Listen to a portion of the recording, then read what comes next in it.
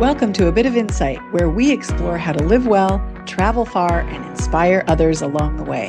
I'm your host, Lisa Mosbey, and if you're ready to design a life you don't need a vacation from, you're in the right place. Today's conversation is for anyone who has ever felt invisible, anyone who has wondered, is this all there is? Or quietly asked, do I still matter?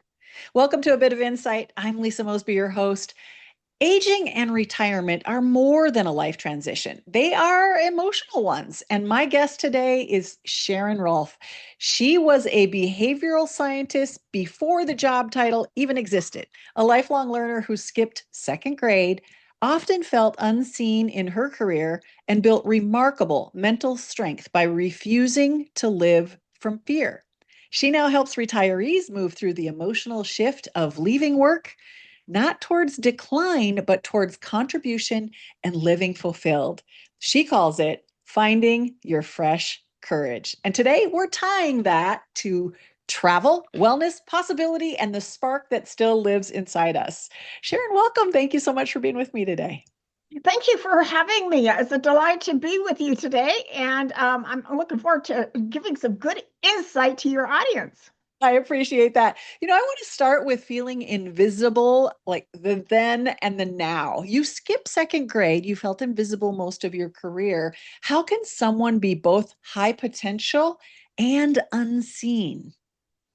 Yeah, that's kind of amazing, isn't it? The fact that my mom apparently picked up on how curious I was before I started school, and I had an older brother and sister that um, she would have me drill them on each other on the flashcards. You'd hold up your flashcard and 3 + 2 = 5. I one sister was in um, second grade and my brother was in first grade.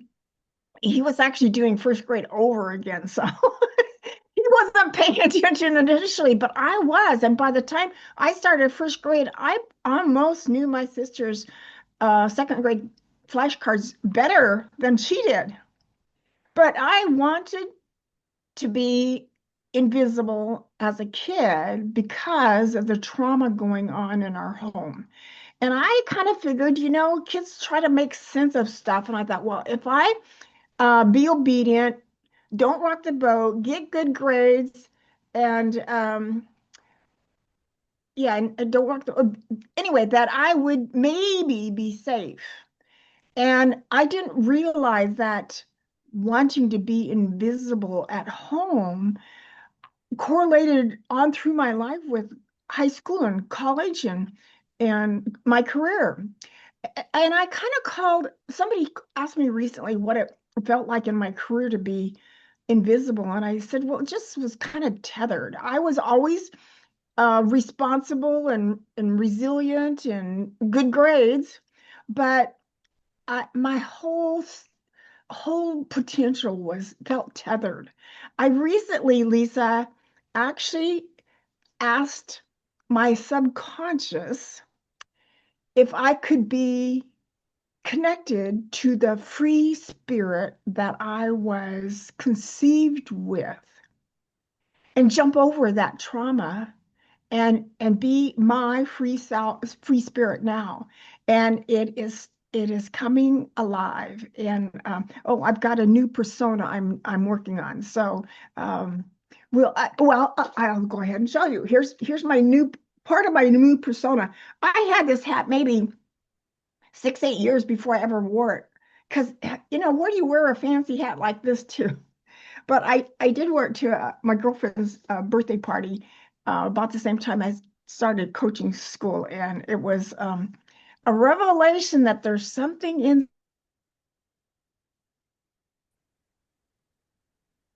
So, Sharon, is invisibility something many retirees experience when they leave the workplace?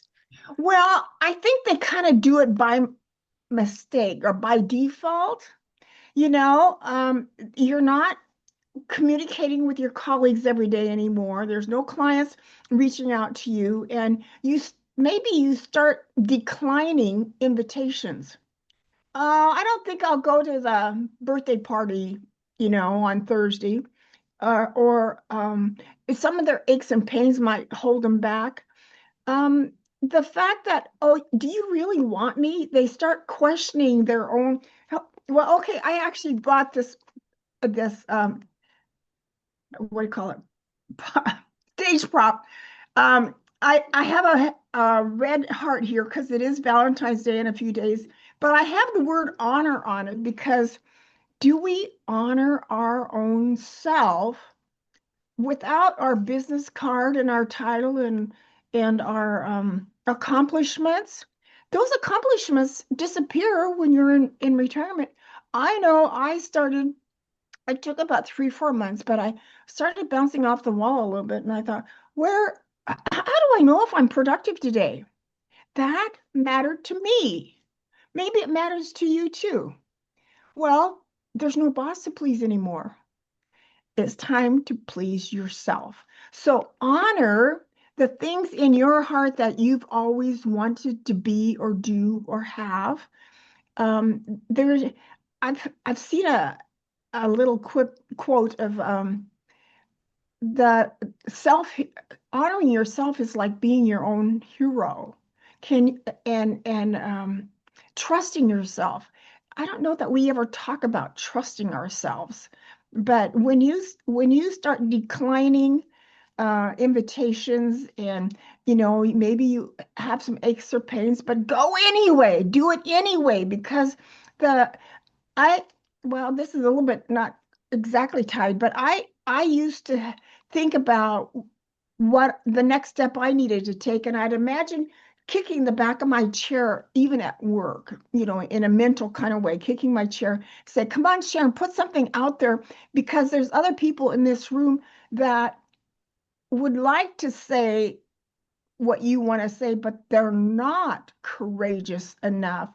So I can speak up for me and them at the same time. Now, how it's related to being invisible in retirement is maybe people forget to ask you, or maybe they ask you too much and you don't get to live from your heart. It's really important to honor your heart because that's where your longevity is going to be birthed from, is your heart. Sharon, when we travel, we step into unfamiliar spaces all the time, whether it's Oh, an yeah. airport, speaking a different language, finding ourselves in a new country. Sometimes that makes us feel small, but sometimes it makes us feel seen in a new way. What does environmental change identity cause to happen within us? Some of us get more courageous, some of us might turn inward. Let's talk about that for a second. Well, okay, so I do have a book, Fresh Cruising Retirement, Finding Purpose, Essence, and Fulfillment. I'm actually in the process of each week reading a chapter of it. And so the chapter I read last week was about a lady that she felt a need to stretch her heart. And she was about 57. Um, she learned a lot of things about herself while she traveled. She did community services around the world for a year, and she relished how wonderful it was to be living in the moment, in the now, with people that's all that mattered was in the now, because she was working in some animal sanctuaries, and there wasn't worrying about what was before and what's going ahead. It's just now, kind of like a 3-year-old. It's just in this moment.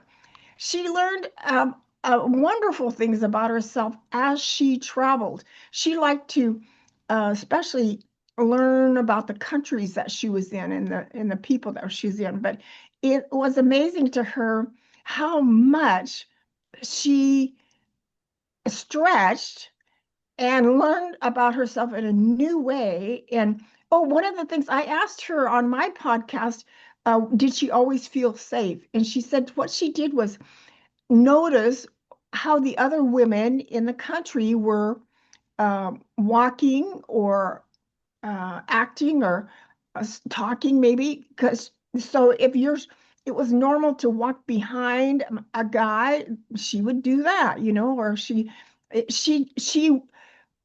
My point is asking for help, and so she did it non-verbally, but when you travel, you need a lot of help at times. At least I do. And it is hard to ask for help.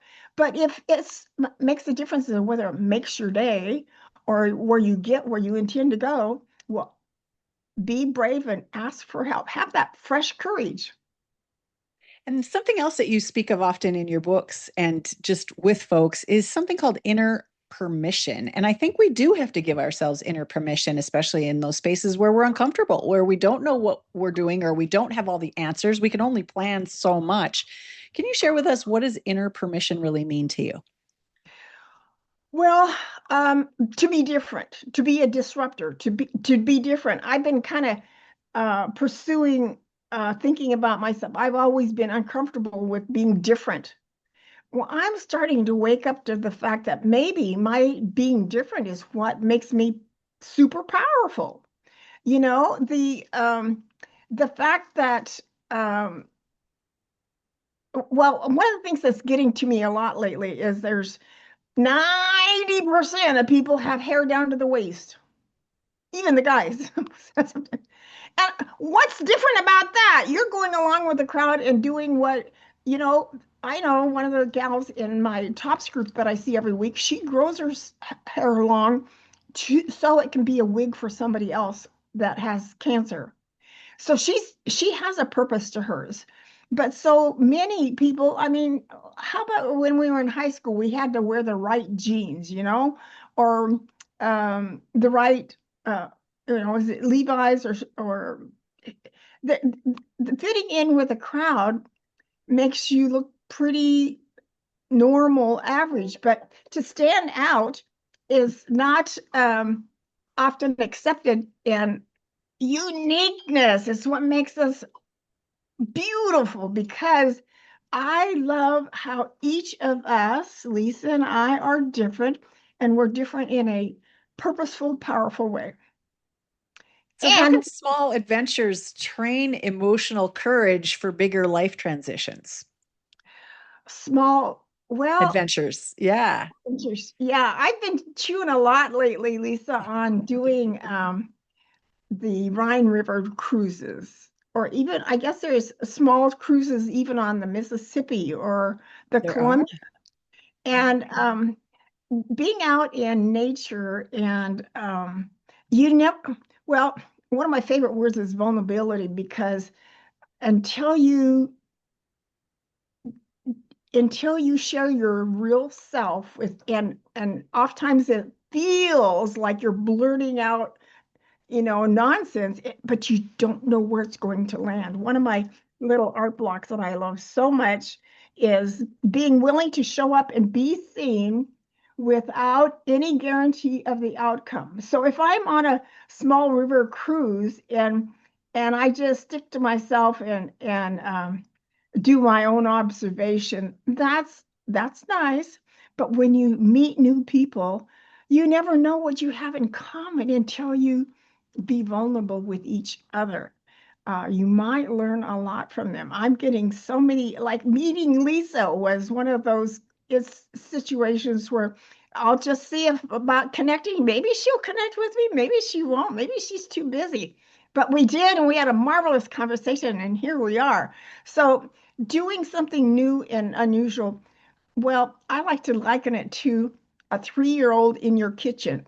If they want to get to your pots and pans and make noise, they will figure out how to do it. We need to get that same curiosity about life and try things out. I remember the days back when we were young that the Peace Corps started. And so people were signing up to go to the Peace Corps. I think it's high time we might think about doing that again, a way to stretch ourselves, learn about new countries. Hey, and that volunteering spirit is just amazing what it does for us as well as what it does for them. I think there's a loneliness component to aging and retirement and doing these things. Some folks might be widowed or divorced or finding themselves alone. Travel especially in groups. There's now programs for solo travelers. There's church groups that go together, senior communities. There's all of these opportunities for us to break free from that loneliness. Can travel be an antidote to loneliness in retirement, or speak to how we deal with those emotions as we've let go of being the boss, or we've let go of that place of employment where we showed up every day and we had a schedule? Let's talk about that feeling that can sometimes overwhelm loneliness. Yeah, it's often tied to our identity, Lisa. That without the title and the company we worked for and what our role was, it is a lost feeling. But it's something to become curious about. Back there was a whole decade, I think, we talked about re-engineering in my career. Now, not all um, careers talked about re-engineering, but the okay, like imagine that you want to do something different with this pen. How many different ways can you use this pen? And in fact, my old roommate, she calls a guy 2, 3 times a week, and they pick something. And how many different ways can we do this? Or make other words out of one word. But the learning and growing. In fact, I don't think I have one of my blogs here about that. Tony Robbins says the art of fulfillment is to learn and grow, and that will keep us young. Who told us? Nobody told us. Um, so being curious is part of that learning and growing. And um, I want to give ourselves a license to, well, see, in fact, I'm thinking of a movie. I think it might have been the intern about his wife had just died about 2 weeks before his retirement. And he was going through the house and, having to fix his own meals now, and all this. And he, I guess his wife always insisted that he, um, in the bathroom, always use sit down to go to the bathroom. Oh, she's not here anymore. I don't have to do that. I'm free. I'm free. It was so funny I because, know that movie you're talking about. It's The Intern with, I think it's Robert De Niro. Yeah. yeah, yeah. Robert De And Niro. I Yeah. just chuckled about that for so long because their rules for us don't apply once they're out of the picture. And the same thing with our bosses and the rules that others make us live by. And I've always been single, so I've never had quite that kind of having rules are my rules, but can you give yourself permission to live from your heart now? I uh, so often jobs and raising families, pay for the roof over our head and our cars and our educations, and we forget who we are. I think especially that applies to people who have become caregivers, and they wonder where if they could have their choice, like let's imagine standing out in the middle of a park all by yourself and listening to your heart quietly and carefully and ask, what does your heart want? It doesn't involve anybody else, but being inner directed is so um, pleasant and calm and uh, expanding, because I like to imagine it feels a little bit like heaven on earth when we align our life with what's in our heart that we want. That's why we're here. Yeah. I've been walking through that path, through that journey, I don't know, through that forest, if you want to say. After Yeah. taking care of my folks for 4 years, I had some of that, two people caregiving full time plus trying to Mm. work. There's no time for me or little me, that inner self. And you often use words like essence or soul or spark. So when we're struggling in these areas, or we've kind of lost ourselves, we don't know what we genuinely want to do because we've been doing for others for so long. How does someone reconnect with that space, with that space that's within them? Well, if you really want to know, Lisa, a little assignment to start that process, to start feeling what it would be like to live from your heart, is make a list of 20 things you love to do. Now, I admit it's kind of tough to get 20 things down, but I often like to put things on the back burner of my mind and let it give it a couple days or a couple weeks to come up with, oh yeah, that's right. Okay, so I came back from being away on a weekend, and I the first thing I did was walk out here to my patio to water my plants. And the thought crossed my mind, oh yeah, if they're not growing, they're dying. Oh, that's the same with us. If we're not growing, we're dying. That is a truth that isn't said often enough. I haven't said it much, but maybe I'll start posting about that. But um, let's see. The question was though.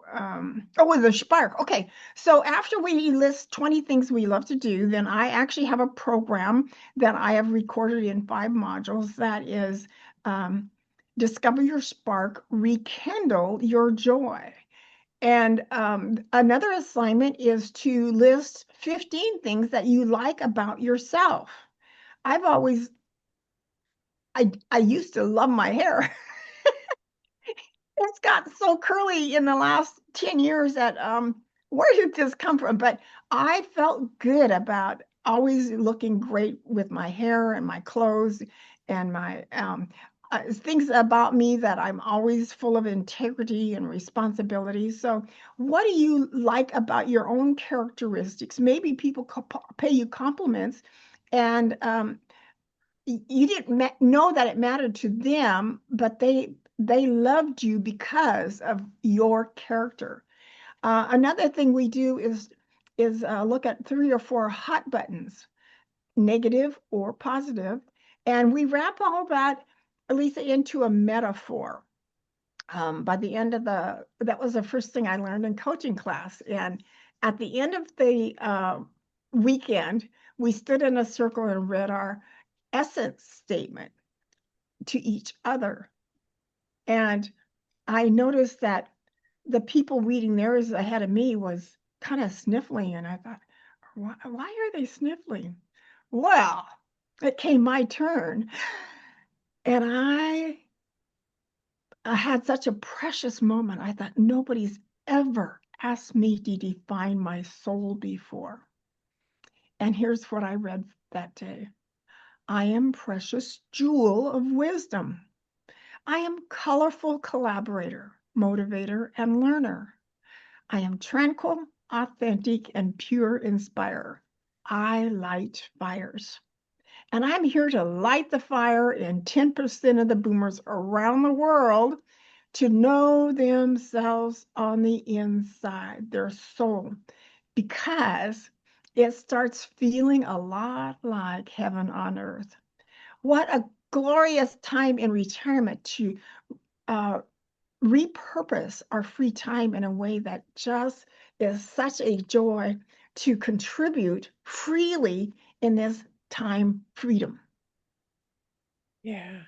Many people rediscover themselves when they leave home, whether it's on little adventures around the neighborhood or leaving the country and going into different cultures.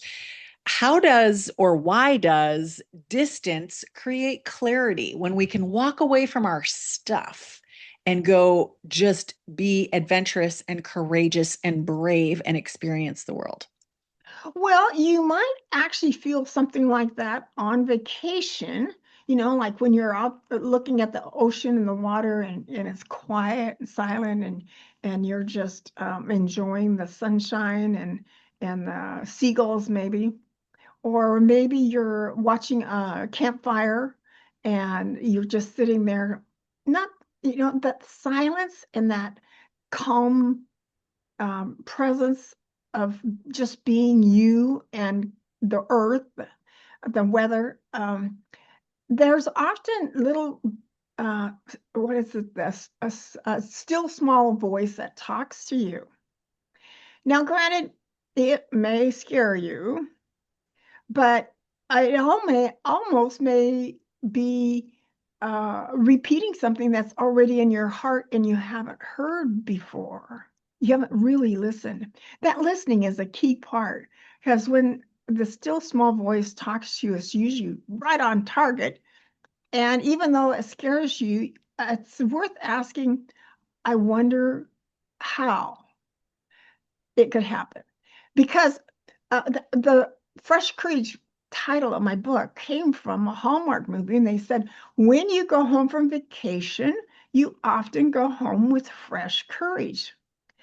I knew that. I had figured that out, that I had more gumption and more spunk and all when I'd go back to my work, and I thought, this problem needs to be solved. It's about time. And I've got more gumption and spirit in me since being on vacation that I'm ready to take care of that. And the well, that's a good place to where honor that still small voice inside of you that it's usually meant to take care of you, and it already knows what's in the deepest part of your heart. And listening to your heart, are we really taught to do that? But that inner directed, that it's because what matters to me. Oh, that was a solution I figured out after reading my essence statement. I made a wall hanging of it, and I came over and read it one day 3 different times. And as I turned back around, I thought, oh, I get it. When I live from my core, from what matters to me, every day feels right.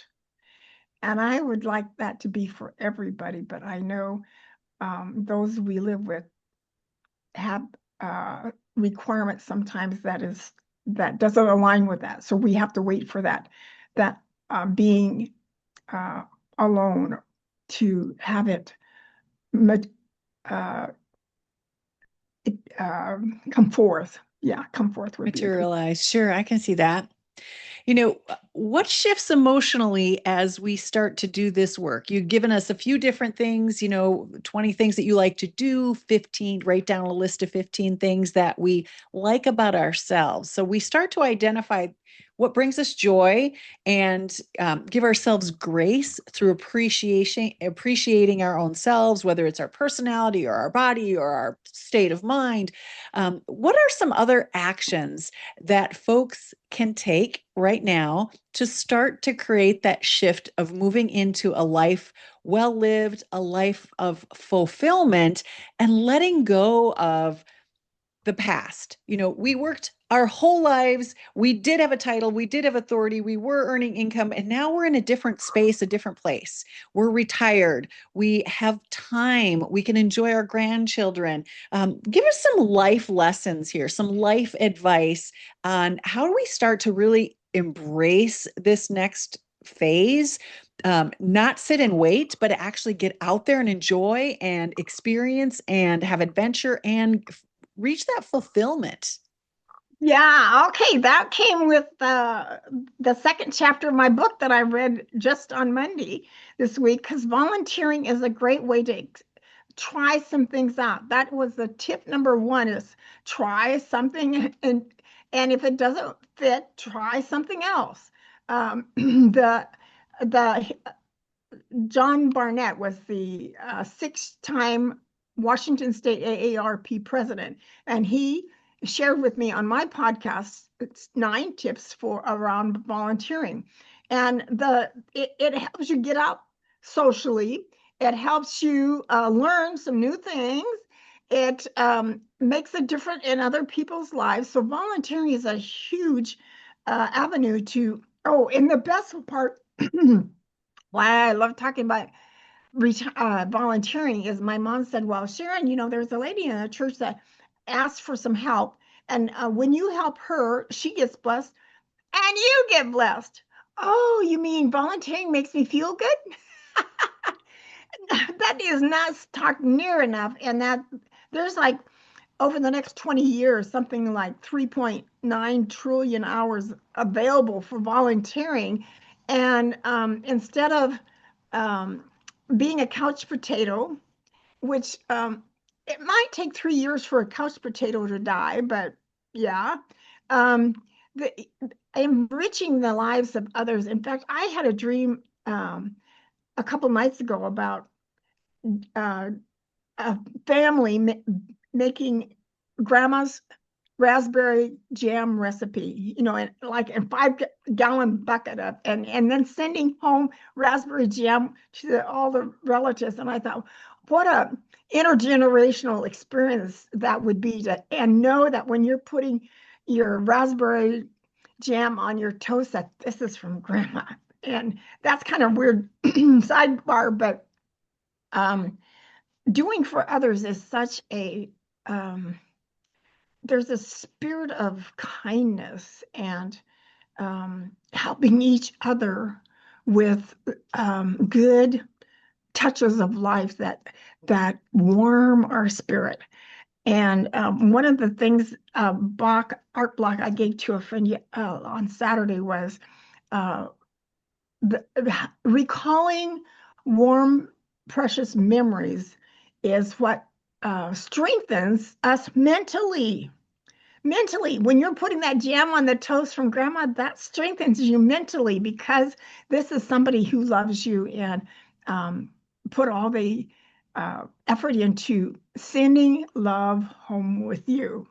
So, how can we love and be kind to our neighbors, our families, and our community? We all need strength. Beautiful. Sharon, I think we'll leave it right there. What I love about this conversation is that it gives permission. It gives permission to us to feel the emotions of transition, admit loneliness without shame, maybe recognize that courage is not loud, it is steady. That's what it is. Courage is just that steady energy. And remember, folks, that usefulness doesn't expire. Retirement or aging isn't about stepping backward. It's about stepping differently. And maybe travel, maybe adventure, whether it across the world or just downtown, is one of the ways that we awaken that spark within us. If you're listening today and something stirred in you, your essence, your spark, your unfinished contribution, don't ignore it. Don't be invisible. You are not invisible. You are in transition. Something new is about to open up and unfold like a lotus flower. As always, thank you so much for joining me on A Bit of Insight, where we explore how to live well, travel far, and step into the next chapter with courage. Come on back next week, everybody. Thank you for joining me on A Bit of Insight. If something today stirred your curiosity or lit a spark, don't let it fade. Through Insight Getaways, I curate intentional travel experiences around the world, and I also help women book unforgettable journeys they design. Whether you want to explore solo, travel with friends, or join one of my escorted group adventures, there's a place for you. You'll find details, resources, and upcoming experiences at insightgetaways.com. Be sure to share this episode with someone who needs a little courage and clarity. Let's spread the message and reach more women ready for their next chapter.